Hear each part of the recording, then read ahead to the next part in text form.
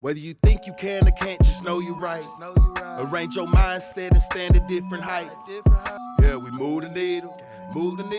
From E to full, move the people. What's going on, everybody? Welcome to Move the Needle. I'm your host, Randall Rutledge, and today I have the privilege of interviewing Miss Celeste Parziale, who is a serial entrepreneur and known by many different companies, many brands. The main one, I think, would be the madmodels.co. But Celeste, welcome to the show. Thank you for having me. I'm really excited. Awesome. Well, I want to start out by, giving the viewers a little bit of introduction on your backstory and essentially where you're from, where you grew up, and then, what got you into entrepreneurship in the beginning. Okay. So it's on me. Yep. I've had Mad Models for over, 12 years now, as we counted last couple of weeks ago. As a serial entrepreneur, I come from a family that owns businesses. We actually own the oldest pet store in San Antonio called Forever Pets. And so I guess being brought up in a business or a family-minded business, I've just kind of, always been my own person and ran my own stuff, I guess. Yeah. Mm-hmm. So you're very lucky and blessed to have, some entrepreneurial parents that obviously pass that down. I know for me, like I told you before the show, I'm from the country and from the old school, and I was really brought up in you got to have a 9-to-5, you got to have a salary, you have to go to college and get your degree and live below your means and then wait till you retire, right? So entrepreneurship wasn't something that I was brought up really around at all, but eventually gravitated towards. And I'd say you're lucky in a way, to me, because I get so much fulfillment, from being an entrepreneur. But did you always wanted to be an entrepreneur? I mean, I guess so. If you ask my uncle, he'd say that I've been bossy my whole life. But a 9-to-5 never actually worked for me. Just because I don't know. It was always like my mindset. I knew what I wanted to get done, depending on what project I was working on. For example, the pet store, I watched my mom. So my grandparents own it. They started it. My grandfather started it with just one goldfish, and he multiplied, and that's how he did it from his garage. And then my mother, I watched her over the years, run the businesses. So we had at one point a warehouse, distribution company, and then 3 of the pet stores. So I just kind of grew up watching her, create things. One of the main things was events. That's what really stuck out in my mind. She was always creating these huge sale events at the pet store, and I would watch her, bring on radio stations, and we'd have turtle races and hamster races, and so that kind of stuck with me my entire life. And so when I, as I was growing up, obviously I was helping in the pet store. I was the back side of the house, but also, helping her with the management part and managing our employees. At the age of, I think, 18, I was running a team of 5 employees. And so I never got the chance to actually go and apply for another job. It was just more of I was working in the family pet store. And when I decided to open my agency, the event staffing agency, I was doing modeling, glamour modeling at that time. So I was transitioning, I got to travel all over the United States, mainly California, Florida, and throughout Texas. And I noticed that I had an act for kind of just managing staffers, and managing models. And so that's kind of how Mad Models came to be. Sales has been a natural thing for me. So talking to people, going out and introducing myself has always been something that's I don't have a problem with. It doesn't seem like, so being able, there was a lot of learning curves when I started Mad. Obviously, I didn't know what I was doing. I didn't go work for somebody and kind of start from there. I just kind of said, oh, this is what I'm doing now, and this is how I'm going to do it. I had a lot of fumbles, and one of my best friends, Katya, she's been with me since the very beginning, and so she helped me, develop the business along the way. That's awesome, and you rarely hear that because most of the time, I mean, even in my experience, right, all the companies that I'm in or do business with, they started with somebody else, right? Somebody else running the company, somebody else's idea. And then me going, hey, that's a great idea. That's a great business. Let me do that as well, kind of like that. But your thing was really, I'm going to kind of create this. I know. And I ask myself, why the heck? And what makes me think I can do this kind of stuff, And it definitely learning curves. And I do, now that we have Google and I use the web a lot, but what makes me think I can do it? I don't know. So give me some insights on the event space, and mainly it's just me asking, like, as I'm interviewing out of curiosity, because I just don't know a lot about that space, but just kind of, give me some more information on more details of what exactly that is. So the event staffing industry, basically we represent different brands and businesses or on the hospitality side, meaning, okay, let's start with promotional work, right? There's brands that want to get themselves out there. So you think of trade shows, conferences, people that set up booths and they're passing out flyers, or, golf, promos where they have girls out there passing out drinks and stuff like that, look, swag and stuff. And so that's what we do, is we represent the brands out there, and we'll learn about their company and then basically train our staffers to represent them at the best light. So they create a positive branding experience, but at the same time, they're encouraging and engaging with people on behalf of the brand. Awesome. You're kind of coming into these businesses, learning what they're trying to accomplish, and then putting together a team essentially that can go out, execute this event, get the people there, do the end goal of whatever they're trying to accomplish. And you think of the girls that are, inside the liquor stores too, where they're giving you the free samples and they're educating you on that brand and trying to push the sales. So that's what MAD models stands for: motivated, ambitious, determined models. Models being, or motivated, ambitious, determined. I don't know if I don't have to describe that. But as far as being models, it's not necessarily models being, these drop dead beautiful people. It's more of people that are driven, that can represent a different brand and business as well. And they can help them execute their goals. You're absolutely right.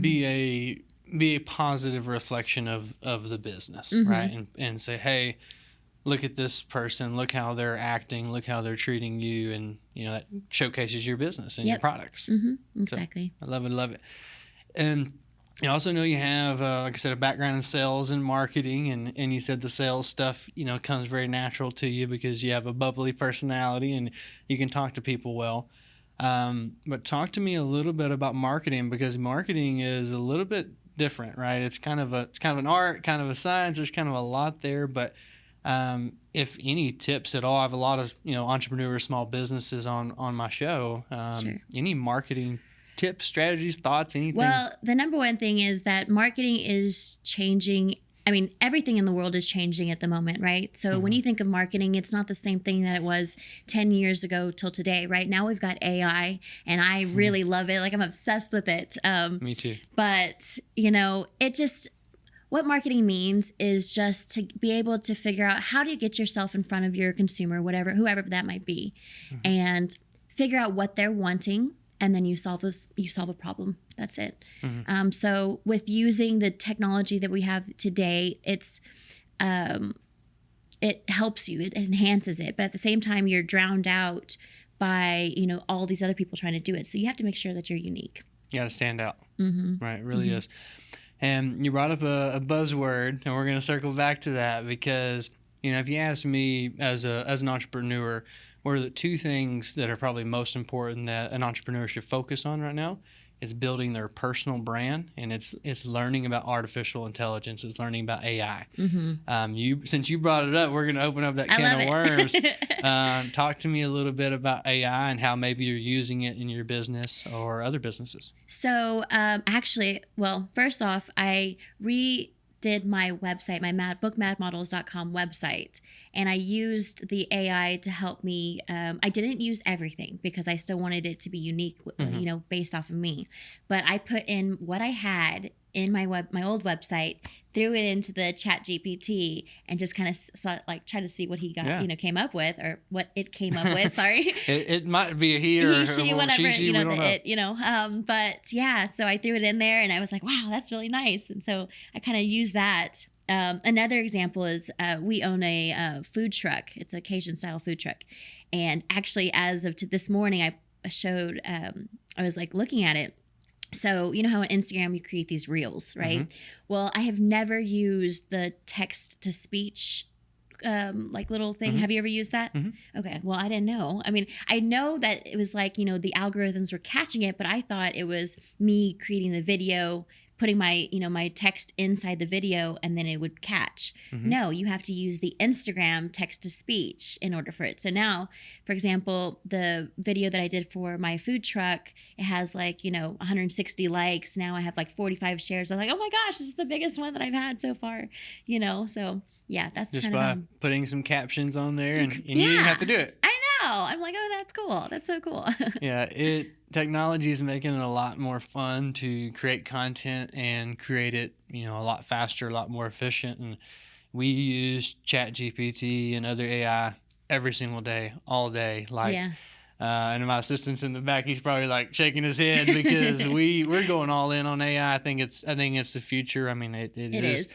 Mm-hmm. And so we're taking the necessary precautions to make sure we're learning, we're investing, we're everything AI I'm trying to get my hands on, because I just think it's where the future is going. And I think if, as a small business owner, if I'm not up to date on this information, I'm going to eventually get left behind. Yeah. Right? It may not affect me right now, but what about 5 years from now when all my competitors have all these things figured out and I don't? Right. And people are scared. They're like, oh no, you know, AI is going to take care of all of our jobs or take away all of our jobs. I don't think that's the case. I think that if we stay up to date with it and we integrate it with our businesses, that we'll be just fine, you know. But the willingness to get out and understand that AI is going to be helping rather than like hurting us is going to be, you know, something that we all need to focus on. Absolutely. And I love your positive outlook. I mean, I choose to have a positive outlook on everything because it doesn't help me to have a negative outlook on anything. So I tend to try to look at things as a positive. And I do think, you know, AI is going to help a lot of people. And like you said, it is going to change things. It's definitely going to change the game. And you just want to make sure you're prepared, you're educating yourself. So you're prepared for those changes. You don't, you know, like I said, you don't get left behind. Yeah. Okay. Yeah.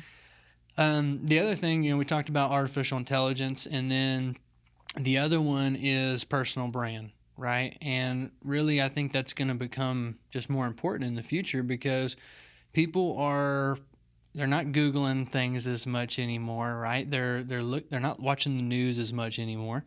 They're looking more to social media on who do you use for this? Who do you use for that? You know, talk to me about kind of your strategy, you know, moving forward in the future on, you know, how you think that's going to affect, you know, your entrepreneurship journey. Ooh, that's kind of hard because, you know, I use social media. Yes, I have, you know, my own Facebook, you know, business pages. So if you're talking about personal, I don't, you know, I want you to like me. I really do. At the end of the day, though, I want to be secure in who I am, and I'm going to live my life, and I'm going to do good, and be good to others, you know. But at the same time, if you don't accept that, that's not really my problem. You know what I mean? But on the business side of it, you know, that's also translated in that as well, is that, you know, when I meet people, I want you to meet me. People are going to do more business with people that they meet face to face.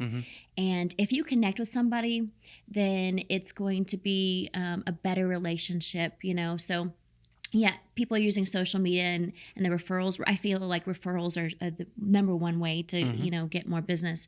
I think that, you know, your friends are the last ones to kind of support you sometimes, you know, and that's what they say, is that the strangers are the ones that are watching you and like learning. So, you know, there's this one girl that I went to elementary school, and she's killing it. I mean, she's a real estate flipper, and really she just has, you know, it's about, you know, showing the ins and outs of your day-to-day basis. That's how she's growing her network. I'm like super proud of her, you know, because now she's up to 50,000 or I don't know how many, you know, followers or, you know, fans or whatever you want to call it in her network. But, you know, I think if people get to know you and what you're behind and they feel that, then I feel like that helps you, you know, as your personal brand. They feel that you're authentic. They feel that you're, you know, like you said, I want to be good. I want to do good. I want to help people. And you put out that positive vibe, that positive energy, whether you're in person or social media. I mean, you're building a personal brand when you walk in the grocery store, Yeah. right? People look at you Ugh. and they associate, this is what you look like, this is what you sound like, this is the way you speak, right? Yeah. That is your brand, Yeah. right? And social media is really just a magnifying glass on that brand to say, hey, this is me, this is who I am. But it's so interesting to see how much of the personal aspects are bleeding into the business aspects. And nowadays it seems like people, they want to connect with the human first. And then we need that. We need the connection with human interactions because we're on social media so much. We've had that disconnect. You know what I mean? And so when you meet the person, and some people, you know, have you ever heard like, oh, I saw you, but I didn't want to say hi. You know, they're more friends with you on Facebook or social media versus actually being in person. I'm like, no, come say hi. You know, like let's actually get to meet each other instead of being on the internet and through screens. Of course.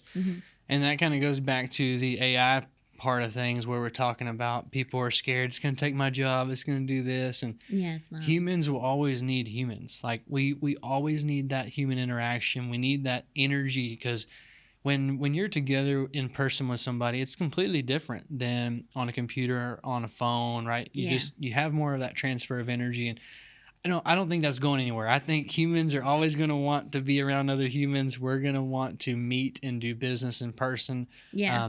AI can't replace that entirely. And so, we're definitely needed. We're definitely important. It's just figuring out how all these pieces fit mesh. in. Okay. I agree. So want to talk a little bit about just your philosophies on personal development, self-care, things like that. I know for me personally, a lot of my success, I contribute to personal development, right? As I would develop myself, my businesses would follow suit, my income would follow suit, right? And to me, it was a lot of reading, learning, positive information, really mentally and everything I consume, right? We're eating, thinking, watching, and then coming up with different little routines, different little tricks that keep me in a positive state and just keep me having that momentum, if you will. Give us some of your things that you do for self-care, self-development that you feel have helped you along the way to be successful and be where you're at today. Number one is my nap time at 2:00. I need a nap because you push yourself so hard in the morning time. You need that time to just take a break, wake up. I only take like a 45-minute nap, but I need that. Period. I don't care. I need that, and then I wake up and I start going again. Personal care. I'm all about energy, and so I'm constantly listening to my audibles. Whether it be business or like the self-development, like audiobooks kind of deal. I do meditate, I do like to work out, and I feel like that is my personal time in the morning, to go and work out. I listen to my music or I'll listen to an audiobook, but other than that, there's no business that's happening at that time. As long as, I don't do anything that doesn't make me feel happy. I don't care. I don't want it. I don't need to work with anybody that I don't feel good with, and that's just kind of how I live my life. That is awesome, and I think that's the only way to live life. Most people don't live life that way, unfortunately, and I think it's mainly they don't understand how much control they have over their life, right? We get to decide what we do, who we do it with, how we do it. We decide what we look like, what our job is, where we live. It all comes down to our decisions and choices in life. But one of the things that I have identified with almost every successful entrepreneur is they have time set aside for them daily, right? And you said it, I've got my nap time at 2 in the mornings. I'm listening. Sounds so childish. No, I don't think so at all. I think it's great. You get 2 days, right? Everybody else is working one day, tired, and as you think about it like this, if you wake up in the morning and you work out and you meditate and you listen to some positive, uplifting music and you listen to some educational audiobook, all of these things, they're going to build you up. They're going to build your confidence. They're going to build your self-esteem. They're going to build your self-worth. They're going to tie into your identity on who you think you are.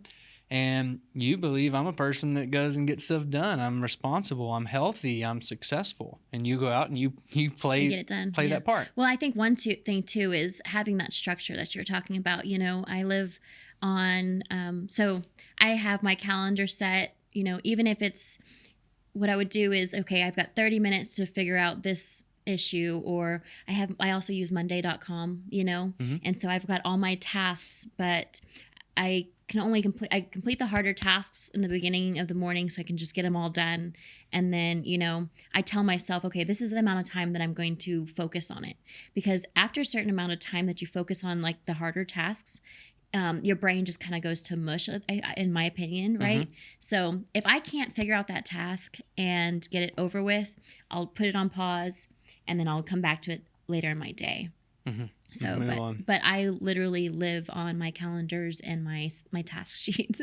That's how I get things done. So I think that's how everybody gets stuff done. Yeah. That's another thing. I mean, all successful entrepreneurs, they live and die by calendar. They time block.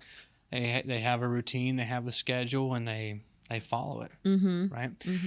And you brought up something else too, doing a lot of hard things and early in the day.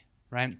I prefer that strategy, and I think it's Brian Tracy has a book called Eat the Frog, and I can't remember the exact analogy, but he talks about like if you had to eat a frog in some kind of sense, you would eat it first thing in the day and get it over with, right? Yeah. So you could go whatever, and that always stuck in my mind of like, hey, do the hard things first, and it does a couple different things. For one, early in the day is when you have your most energy, and it's when you have your most mental capacity, right? Your brain isn't burned out from all the problems, all the stress, all the decisions, Exactly. everything that bogs you down.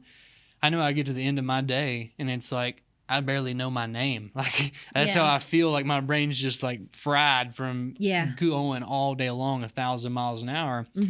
But in the morning time, if I can do some hard stuff, it does two things for me. The first thing that it does is it really sets the tone for the day. And when other things come down the pipeline, they don't seem so bad. Yeah. I've already done the hard stuff. This feels easy. Who was it that said that, like, I think it was Steve Jobs, where the reason why he wore the same outfits every day is because you have 3 big decisions to make every single day, you know, the main decisions. And so he didn't want his outfit to be one of them, you know, and so it was, you know, you have to understand that your mind can only compute or push out X amount of stuff, you know what I mean? So you just have to.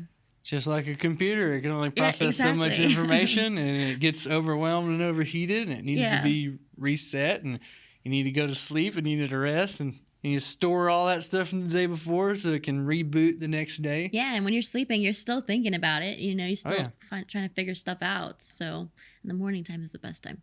Yep.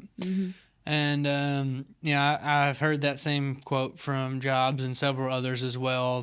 And that's why you see they always wear the same clothes, and they're trying to minimize their decisions because they have. And I don't think it's theory. I think it's probably science. But you can only make so many decisions in one day. Yeah. And if you're a high level entrepreneur, you want to save those decisions for important tasks. Yep. Right. And what am I going to wear today is not on my list. Yeah. As Katya, I'm like, my hair, my makeup, nope. Just, workout clothes. I'm ready just to go. You'll see me. I'm just going. Yeah. I have, we joke all the time. I have an amazing partner, and she does so much for me. It's not even funny. And people ask me questions, and I'm like, I don't know the answer to that. Yeah. Like, she knows that. There's no reason for me to store that in my brain because She's already has it. And so, you may have told me that, but I deleted it as soon as you told me because I said I had, that thing. Oh, well, Darian has that. I don't need to remember that. Right. Boop, delete, and I can free up space. I can free up my brain power for more important decisions and do that all the time. So that's kind of a different aspect of, That's a good thing. That's a good thing to notice too. Like having a partner as well helps a lot. As my boyfriend is an entrepreneur as well, so he has the food truck, but we run together. So all together we have about 4 businesses, and if he's not handling it, then I'm handling it. But we both kind of rely on each other to get everything done, and that's so nice. That's another really cool aspect. Been in previous relationships where I was the entrepreneur and then my partner was not an entrepreneur, and we had a lot of problems and a lot Yeah. of disconnects. And now Darian is an entrepreneur as well, and so we do business together. It feels good, right? Two alpha males or alpha male and alpha female Yes. just in the room together. Mhm. We do business together. We do life together. Anything that any problem or anything that I'm experiencing or going through, I'm not on an island by myself, like having to go through this. She's right there with me going through it. Mhm. And it makes life so much easier when you and your partner are trying to, when your goals are aligned, Sure. right? Because a lot of times you see this in relationships, especially with entrepreneurs. The entrepreneur has these goals, and then the spouse is like, Doesn't. why don't you just come home and let's just hang out together? Yeah, no. Right? But at the same time, don't this being single also isn't a blessing as well, because I had a very strict lifestyle. It was amazing, and I did a lot of stuff as a single person as well. Mhm. But it just also helps on the partner side as well. You know what I mean? So, but so single people, you've got it. Don't worry about it. You still can run the world as well. Absolutely. Well, yeah, I mean, But it just feels good too on the other side. yeah, it has its positives, because when you're just worried about yourself, you get to make all the decisions, right? There is no Yeah, you make that decision and it's done and done. You're right. compromise. That does take a little compromise. That's Yeah. the word. But on the flip side of that thing, when you have a partner that contributes, right, then it's like, oh, okay, I see. I have to ask first. Let me talk about this. Let's go through the steps. Yeah, but Mhm. you see the value there of like they're bringing in more than they're taking, and I'm a big believer in teamwork, and not just in life and in business, everything. I feel like, and especially our culture here in America for some reason is very much like, hey, you got to do everything by yourself, Yeah. right? And in a lot of other cultures, they utilize their family a lot more, and they help each other. Yes, that's what I was saying. Like, we should make it normal for you to live with your family and your family units. Like, help each other out more. My family and I we're pretty close. We have our sibling fights, but for the most part, we help each other out, and I think that's why we are so strong. Mhm. I can call my mom in 2 seconds and, okay, here, what do you need, Celeste, kind of deal, but she understands. Mhm. Mm-hmm. No, it's super important to have those network of people, and then even sharing resources or sharing just anything at all just gives you an advantage in life. Like if you got one income versus 5 incomes, like That's nice. who's Mhm. gonna win? I mean, Sure. probably the team with 5 incomes, Right. Mm-hmm. And 5 sets of brains and knowledge and help, and when you're going through struggling times. So big thing there. And whether that's your family, it's your partner. For me, it's a lot of my business Friends. partners and people that I work with. Oh, that's true. Because do you have any family here in San Antonio? Very little. Okay. Yeah, really, Mhm. really none. The ones that I brought with me. Okay. We had a couple people move over with us when we moved over here, and I consider them family. Okay. But no family here. Not from here, but I have my team, and I think we have 20-something salespeople now, and so Awesome. those are my people. That's your yep. That's who I spend all my time with. So that's my family right now. Yep. You're in the trenches together all day long, every day. Absolutely, Mhm. absolutely. Mm-hmm. So, what time are we at? 34 minutes. Yeah. Okay. Probably gonna start wrapping it up pretty soon. Okay. Miss Celeste, is there anything last on your list that you wanted to talk about, or? No. My fundraiser? Okay. So this year I do you want me to pause for 2 seconds? Or no? I would wait for a second. Okay. That way it's easier for you to cut. Okay. Okay. So we're going to change speeds a little bit. I want Celeste to talk about an upcoming fundraiser. We're both here located in San Antonio, and this show is in person in San Antonio. I don't really let anyone else come on here. try to like highlight the entrepreneurs here and help the city here. And I know you have a fundraiser coming up, and love for you to talk about. Well, actually, so it's a photography tournament for kids that I got put on the committee for, which I'm really excited about. I don't know if you've heard of Landers Photography, but they're one of the older photography schools in San Antonio. And his name is Jim Landers. And he approached me and he was like, hey, do you want to help me put this together? And so basically what it is, it's going to be this month on July 23rd. And at, what's it called again? Katya, what's that called again? I just forgot. Confluence. I was thinking concourse. I'm sorry. Dang it. Okay. So I'm sorry. So Jim Landers, he owns an older photography school in San Antonio, and he's well known in the community. Every year he hosts 2 different types of tournaments. One is for the kids, which is in summer, and then the other one which is in fall, which is for like the older kids, so or older kids and adults. So during the summertime, which is on July 23rd, it'll be for kids from 5 to 15 years old.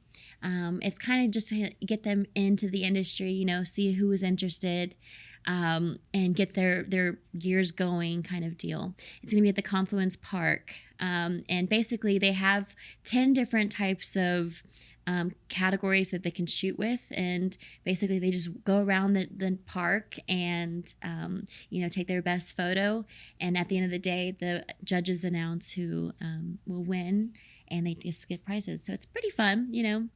It's going to be supporting the San Antonio River Foundation, so of course it's giving back to the community. I'm really excited. Nice. Awesome.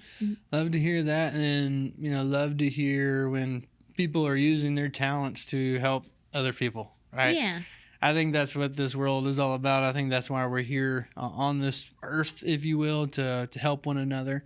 It can't just be about ourselves, right? It's got to be something bigger than that. And helping the kids too. I was just like, yes, of course, just getting in and helping them kind of realize their goals and their passion. If it's photography, then that's great.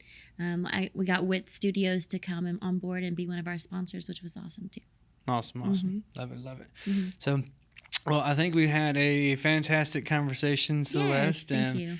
When I try to sum up, just what I've taken away, I really like the do good, be good, quote that you had. And then also just, you had something that sparked, I don't do anything really that I don't want to do. Right. I think that's super important, of just being in alignment with who you are and understanding that you don't have to do business with people that you don't want to, that are not in alignment with you. And you can thrive and be very successful just by doing good, being good, and then working with people that you're in alignment with, doing things that you're passionate about, doing things that fill your heart with joy, happiness, right. And just bring you that internal feeling, right? It's not just about the money. Nope. The money is probably the least important part of entrepreneurship in my mind. It's the impact. It's how you can help people. The impact and the challenge of actually accomplishing what you're trying to accomplish. The puzzle pieces I like the most. I love it. Awesome. Well, we'll go ahead and close out this week's episode of Move the Needle. I do want to thank the viewers for tuning in this week, as always. As always, please like, subscribe, and share. And share being the most important aspect of that. We produce this show every single week. We don't run any ads. We don't take any money from it at all. The whole purpose of the show is to get information out there, get content out there that can help people in their lives and help people on their entrepreneurial journey. So I want to thank you for your portion of that, of sharing this video, watching, tuning in. We want to thank you guys. As always, we'll be back next week with another episode of Move the Needle. Love you. Bye. Yay. Okay. Whether you think you can or can't, just know you're right. Arrange your mindset and stand at different heights. Yeah, we move the needle. From E to full, move the people.